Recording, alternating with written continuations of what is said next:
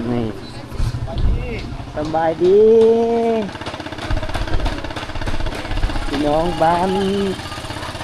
ท่าขันแก้วพี่น้องมาฮอดบ้านท่าขันแก้วอีกแล้วกลับมาหาสาวท่าขันแก้วอีกครั้งหนึง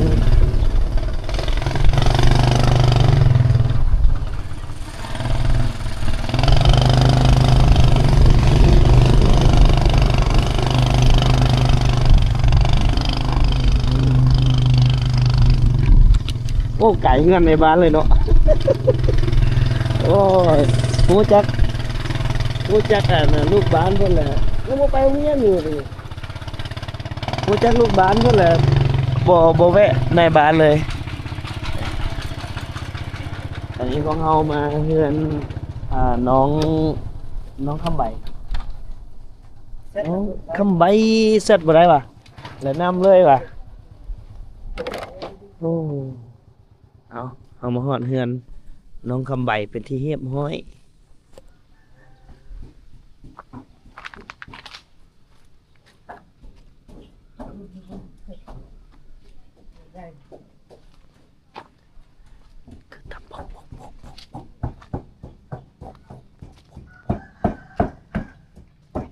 อ๋อเฮ็ดสั่งกินเด้คือต่ำอยู่นี่เนาะ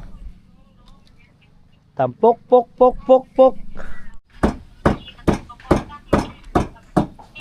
ต่ำแจ้ว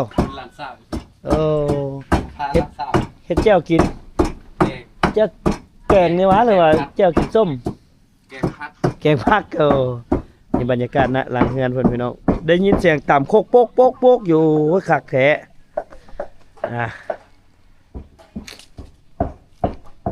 เดี๋ยวเขามาหาน้องคำใบหน่อยนึงก่อนนี่พี่น้องว่าสิมาขอหลานสาวเพิ่นตามมันทาบทามกันว่าบ่สบายละ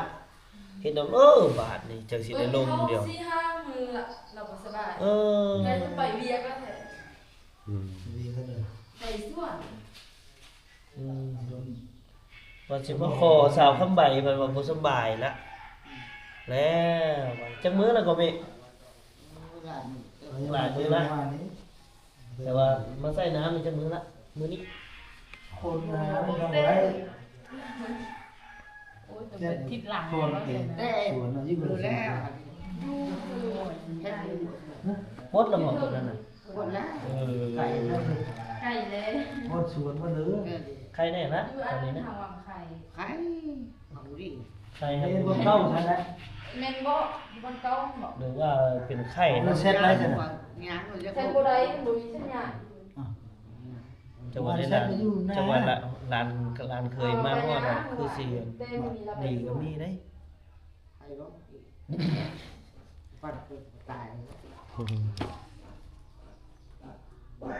อุ่นก็เย็น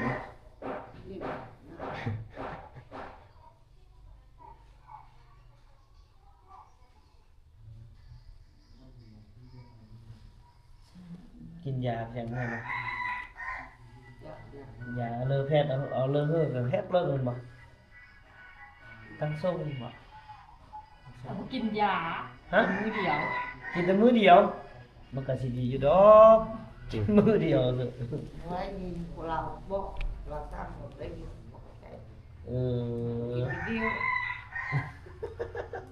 ว่าจะกินเลิกอื่น สิกินเด้อมื้อ กิ อื่ น น เลิก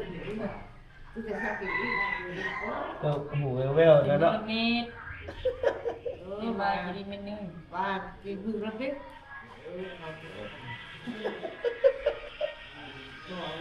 ฟังอยู่จ้ะ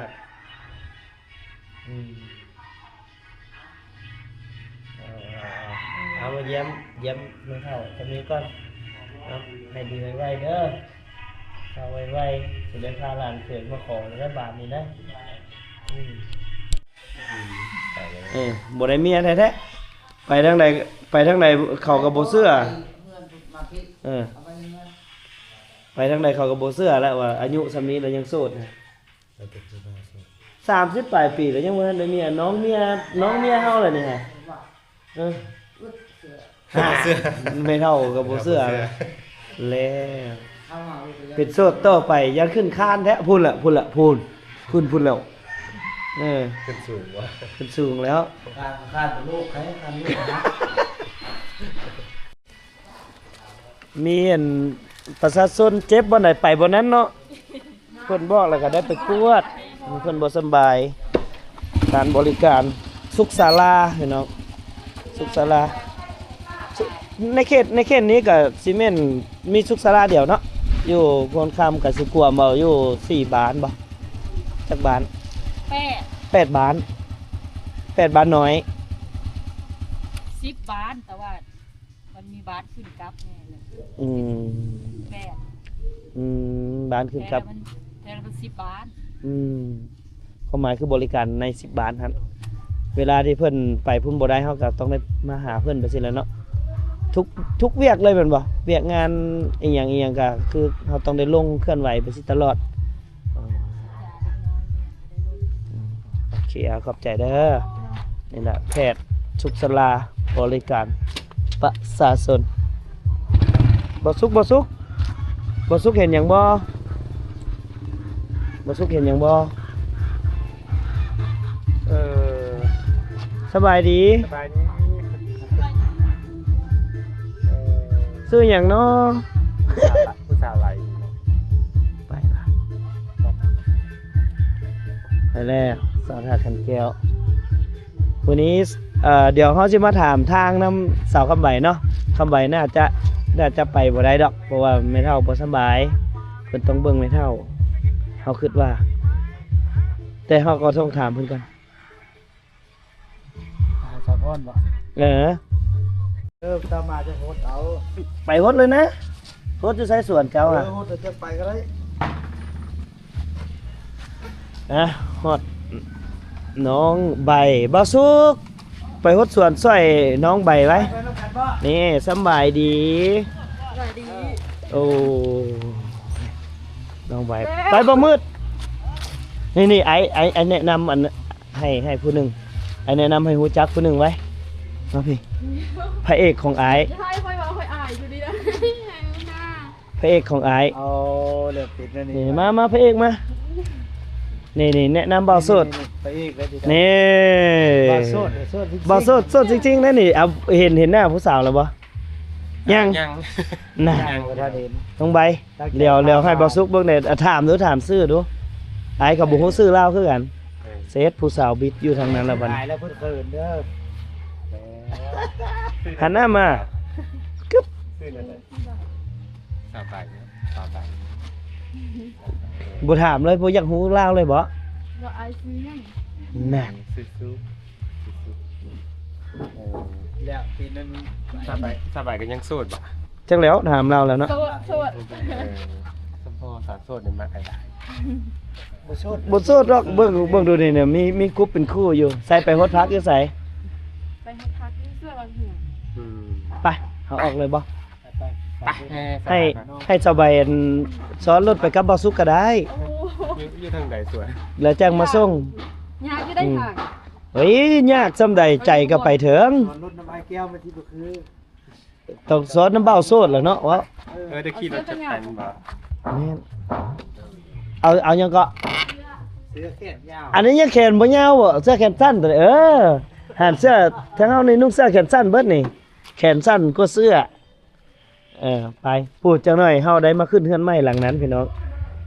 เดี๋ยวพวกเฮามาฮ้อนแอวอยู่เฮือนหลังนั้นอีกบ่ดนก็สิได้มาฮ้อนแอวอยู่หั่นล่ะน้องบ่สุกเนาะซีมเบิ่งเล่าสาวท่าขันแก้วเขาเว้าผู้ใดได้ซีมเหล้าบ้านนี้เนี่ยได้เป็นเคยได้พอดีเลย คันอยากเป็นเคยบ้านท่าขันแก้วนี่ต้องได้ซีมเหล้า โอ้ยเจ้า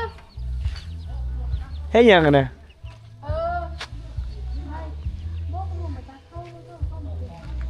จะเศร้าสนุก อ๋อ รวมบ้านเจ้าเอาสนุก ไม่ได้หอดมดลงของเดียวนั่นจะไปแล้วนั่นจะไปเจอนั่น สบายเขาเจ้าเว้าว่าคันได้กินเหล้าสาวท่าขันแก้วสิได้เป็นเคยบ่สุกก็เลยว่าสิกินจองหนึงเอามาให้บ่สุกกินแน่ เราจะหนึ่งบุมีอะไรหมดละ จบบ่ได้เป็นเคยจ้อยไปฮดสวนซะนะ โดยไป ไม่ได้ข้างบน ใส่เข้าไปใส่เข้าคำใบขึ้นน้ำไปสุกเลยก็ได้ น้องใบจะไปตักข้าวกันบ่ บอกว่าให้อันไปดวงตัก หรือว่าขึ้นมาดูว่าดีจะได้ โอ้ให้เลือกบ่ ต้องให้เลือกว่าลูกชอก็คือบ่มี บุคคลบอกเอ้ยสิท่าเลือกอย่าเขาหูแกเจอเขาแล้วไปฮดสวนบานนี้ ส่วนการ อ่ะโชคดีเด้อน้องใบเด้อโชคดีเด้อ ได้ตี เฮาบ่ไปก็ได้ดอก เราก็ไปยังไง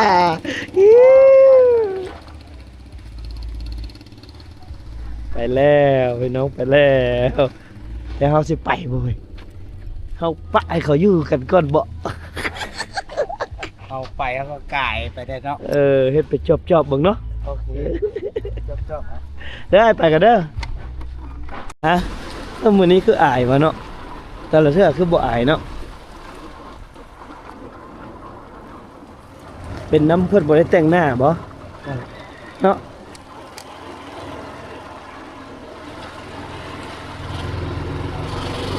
ไปเดี๋ยวเดินทางไปสวนน้องคำใบก่อนที่จะไปสวนน้องพร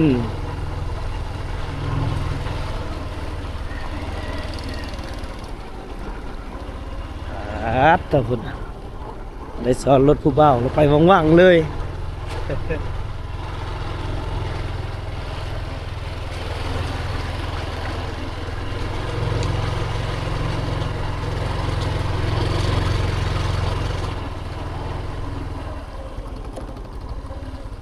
โอ้ยยังให้ทางยากกว่านี้เด้เนาะ เมืองไรชมสาวโลมได้บ่ดงก็ได้นะไป ไปลงกันได้นะโอ้ยยังให้ทางยากกว่านี้เด้เนาะ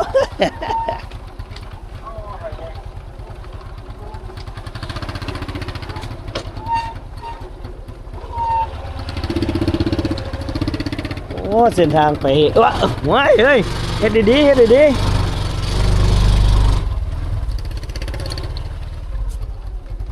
เส้นทางไปสวดน้องคำใบ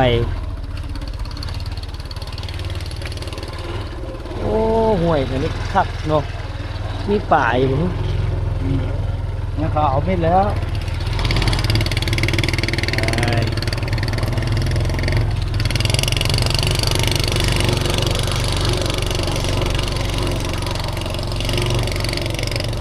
ไปพาเบ้าซุกไปฮดสวนสร้อยผู้สาวมื้อนี้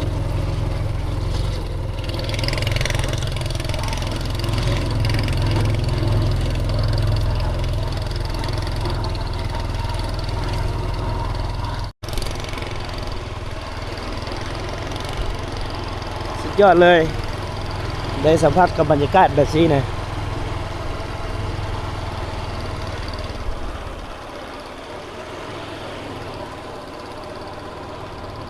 ลืมเนาะผมว่าไปลืมชัดจากก้อนเอาใกล้ไปต้มเนาะ เนาะ คือว่าสิเราไป โอ้ มีห้วยอีก อันนี้ห้วยน้ำหินบูนแมันบ่ แน่นแน่ น้ำหินบูนนี่ยอดน้ำหินบูนยอดน้ำหินบูนโอ้คักตรวจครับนี่โอ้ยอด โอ้มาที่ได้ โอ้งาม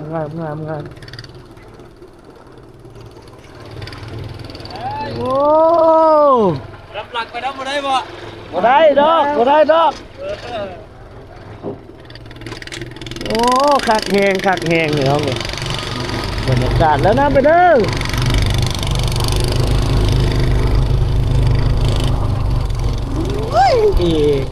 สวดยอดเลยบรรยากาศ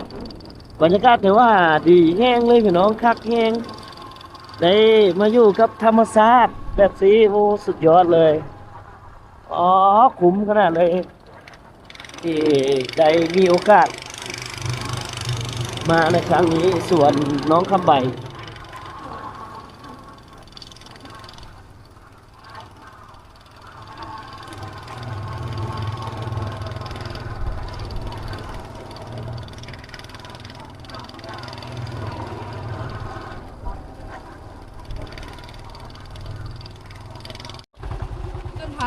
มันแล้ว เดี๋ยวชวนผัก ลงก่อนรถพักก่อนเอาฮอดส่วนน้องคำใบละ ไอ้ตัวนั่งเองก็แล้วเนาะ เราค่อยจิโบเราค่อยจิหมอนหดเพื่อนเพื่อนทักที่ไหน เจ้าคือบ่ฮดก่อน โอ้ ฮดเลยเดี๋ยวให้บ่สุกฮดซอยจังแล้วไว ตลอด จังน้อยจังไปหาเราก็ได้เอานี่ส่วนโอ้ปลูกทั้งสาลีปลูกทั้งอีหยังนำเนาะโอ้งามเลยสวนแบบวิวงามแฮงขนาดเลยอ๋อพี่น้องโอ้โหสุดยอดกับวิวบรรยากาศสายน้ำหินบูนแม่นบ่สายน้ำหินบูนโอ้ได้ปลูกไก่เป็นนี่พ่อน้องๆเนาะ มันมี2อันนะให้เว้าซุกเอาดึง เฮ้ยบ่สุกไปหาบมาก็ได้ ให้เว้าซุก5เอา ป้อผ่าหยังเขาเอิ้นผ่าหยังนี่ เข้าบางเหนือ ตอนไอ้บินโดนน่ะน่าจะแถวนี้แหล้วเนาะไอ้เอาเข้ามาแล้วมันเห็นสายน้ำเนาะโอ้คักแฮงน้องมาฮดคู่มือบ่ฮดอยู่ โอ้ นี่ โหโดนมาเท่านี้ โดนจังมาเอาแล้วมันไปมาฮดซะนะ ป่า ป้ามาหดใส่เดียว ฮดซอยกันเอาบ่สุกเพิ่นเอิ้นมาฮดซอยเดียว มา หดอันมาแต่งกับคนที่หายเลย เดี๋ยวมันยังบ่งามเดี๋ยวให้บ่สุกมาเป็นฝุ่นเป็นปุ๋ยซอย จำได้มันยัด เราไปเชื่อมพรกับไปหานี่เลยก็ได้เอาลูกที่ไอ้ก็ อาบน้ อ๋อถ้าเจ้าพุ่นล่ะจังไป นี่ว่าชนะมันบ่ไกลกว่านั้นนี่ ตัวนี้กับแม่บ่ น่าบ่สุกซอยล่ะบานนี่เอ้ยสองคนซอยกันมันก็โอ้ได้ตัวนี้จะบอกว่าอะไรบ่โอ้ยโคตรเพิ่น เข้ากันเลย ปั๊บหมึกซิบ หน้าตาก็เข้ากันเลย เป็นไงบ่สุกได้มาฮดสวนซอยผู้สาวเนาะบ่สุกเนาะมื้อนี้เนาะ แม่น อืม แต่งที่ เขาฮอดแต่ละกลุ่มเลยบ่ ฮดหลายๆในบ่โดนๆจังได้กินน้ำเท่านึง บ่ แพงเนาะนี่เนาะ น้อยก็ไปเลยนะต้องที่เจ้าได้ จะฮดสวนแล้วก่อนจังไป พูดแล้วจะไปวันเดียว บูมันไล่ได้ หลายกันอยู่นี่แหละ หลายแล้วบ่นี่ฮะสำนี้ฮะ